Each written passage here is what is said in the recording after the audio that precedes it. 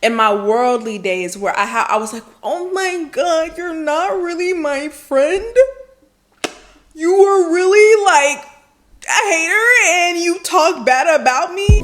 You're my baby, my love, my babe, oh my, you make me, my you drives me crazy. You're my. Hello, beautiful people. Welcome back to my channel. My name is Mssaraholoba. If this is your first time tuning in, go ahead and like and subscribe down below for more videos. So today's discussion is going to be a good one. It's going to be talking about jealousy, discernment, and how to protect yourselves, okay? As women of God, as men of God, protecting yourselves. Because one thing that I've realized is people lie. People lie, and you need discernment to protect you from opportunities, friends, things that the enemy has literally strategically sent to derail you. If you lack discernment, you are always going to fall in the traps of fake friends, frenemies. You're always going to fall into traps of opportunities that were not really for you. And I also wanted to incorporate biblical references just to keep you guys know that all of this is biblical, okay? And one thing that I realized is all God's chosen people had trifling people after them. All God's people always had haters. Joseph had haters, and it was on his own family. Samson was dating Delilah, and Delilah was his hater, right? We got Daniel had haters, right? So all of these are biblical references, and Nehemiah had haters, and Nehemiah is one of my favorite biblical stories. So we're gonna go ahead and get into this Lego. In my worldly days, I lacked discernment, and the thing is, I knew deep down I had discernment, but I always ignored it. I surround myself with bad company. I had fake friends around me, friends that were secretly jealous of me or wanted my relationship, awful things. And if I had the discernment that I have now, I would have immediately left the situation, right? But we live and we learn, and I'm sure you guys can also relate to that in regards to people not always looking the way that they seem or appear, right? And like we talked about, discernment will save you from the headache. I promise you. If God gives you a dream, please listen to the dream. If God gives you a vision, listen to it. If you're getting confirmations in regards to that situation, that thing that's letting the Lord is literally sending helpers to tell you, hey, this is not the person for you. This is not the husband for you. This is not the right opportunity. This is not the right job. They're enemies. Listen to it. Otherwise, you're going to learn the hard way, like I used to do in my worldly days, where I was like, oh my God, you're not really my friend. You were really like a hater, and you talk bad about me, and you say, you know how, you can have some people in your life that will give you backhanded compliments, or like, oh, it's just, I'm in shock when the Lord already reveals it to you. The Lord already showed you that this person is who they are. Take it and leave, flee, okay? One person who was real wise, okay? Nehemiah. And Nehemiah is one of my favorite biblical stories. I love the story of Nehemiah just because it goes over God's favor and how Nehemiah also helped the poor. Nehemiah also had discernment. Nehemiah had haters. Okay, let's go ahead and look into the book of Nehemiah, right? Nehemiah 6 verse 2 all the way to 12, right? So boom, remember in our last episode, we talked about crazy favor, right? And Nehemiah had favor. But listen, what they don't tell you about favor is you will have people lurking. You will have people watching you. They don't like your post. They can't buy anything from you. They're just watching. They're just monitoring spirits. Y'all are monitoring spirits. Your haters are monitoring spirits. But listen, Nehemiah got favored and blessed, and he's building the wall, right? What we talked about in our last episode of Crazy Faith. So his haters, who are Cenobalt and Jism, sent him a message. Come, let us meet together in one of the villages on the plain of Uno. But listen to what Nehemiah said. But they were scheming to harm me.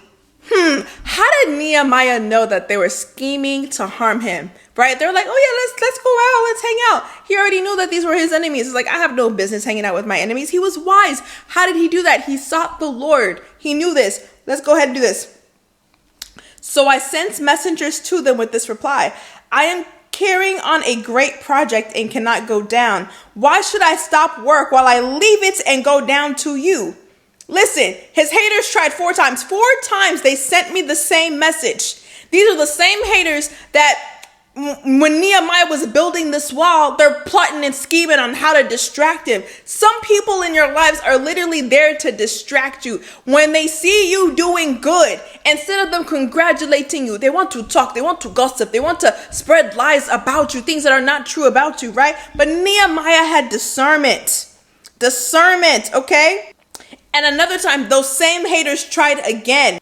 Nehemiah 6 verse 10 to 12 says, one day I went to the house of Shemaiah, son of Delilah, and the son of Methabel, who was shut in at his home. He said, let us meet in the house of God. Inside the temple, let us close the temple doors, because men are coming to kill you.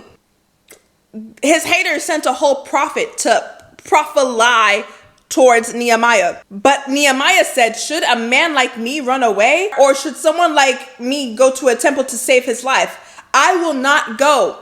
Then listen to this key point. I realized that God had not sent him and that he had prophesied against me because Tobiah and Sanballat, these 2 haters that had nothing better going on with their life, had hired him. So Tobiah and Sanballat, his haters, literally hired a prophetic person to prophesy onto Nehemiah to plot to kill him. But again, Nehemiah had discernment to avoid these obstacles.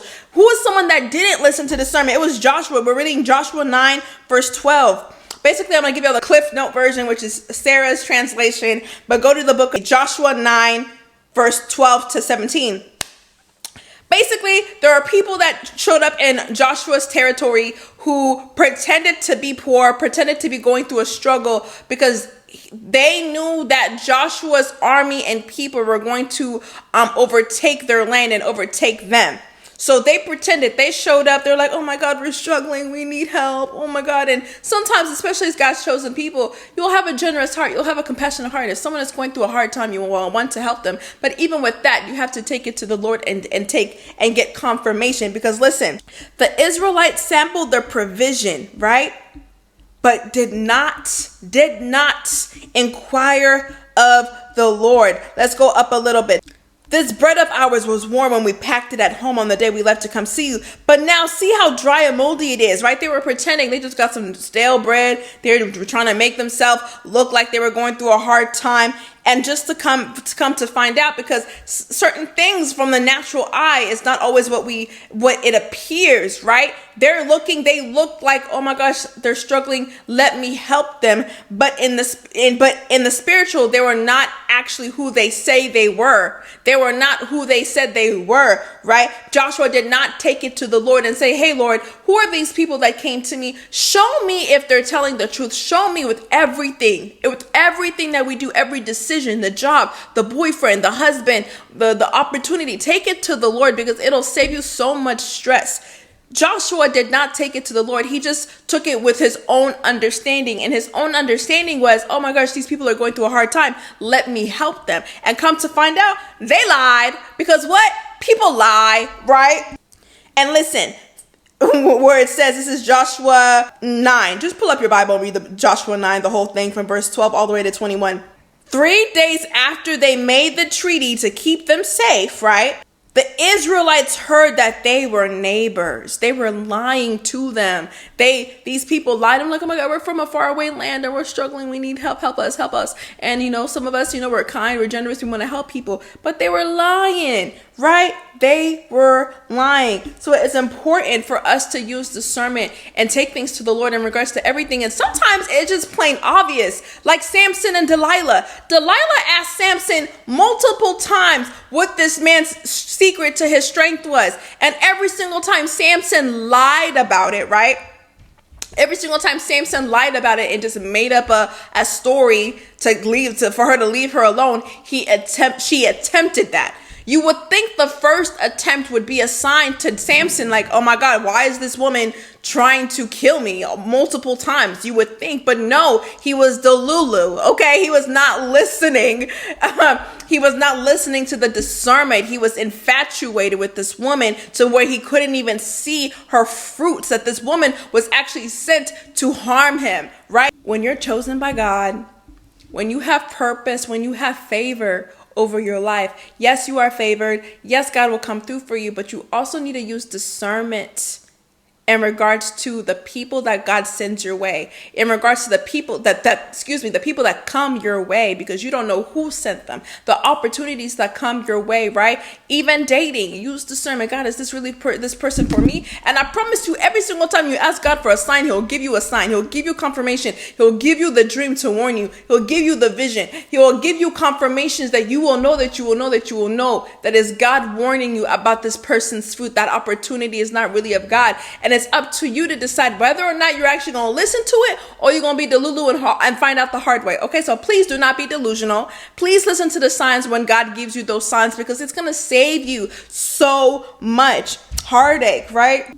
But I say all this to say, please use discernment. A great way to strengthen your discernment is fasting, praying for wisdom, because the word of God even says if we ask for wisdom, that he shall give it to us freely. Okay, fast. I used to be weak with discernment. Now I don't even play with that. Discernment, dreams be on deck, because I sought the Lord through prayer and fasting. Lord, strengthen my discernment. Show me people who are really for me. Show me the opportunities that you sent. Show me, protect me from anything that is not of you, right? That's why whenever you pray, God, please, if this man is not for me, show me a sign. And it happens the same day. That's God protecting you, right?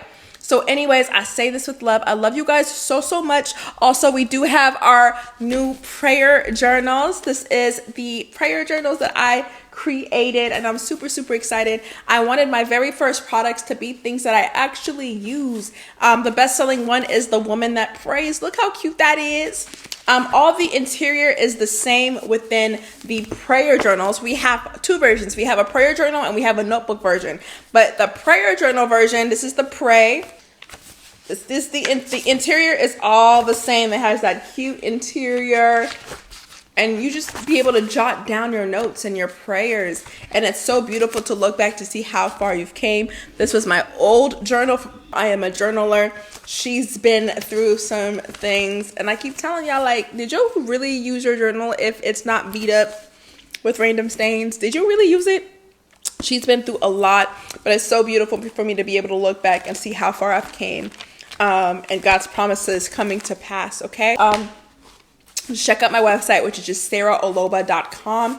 Maybe the Lord has led you to start your own brand, start your ministry, be a content creator. I do offer one-on-one coaching, and I do have a membership called the Esther Project, where we also include entrepreneur classes. We have experts coming in each month. So go ahead and check out the link in the bio, Smssaraholoba.com, and I'll see you guys next time. I love you guys so much.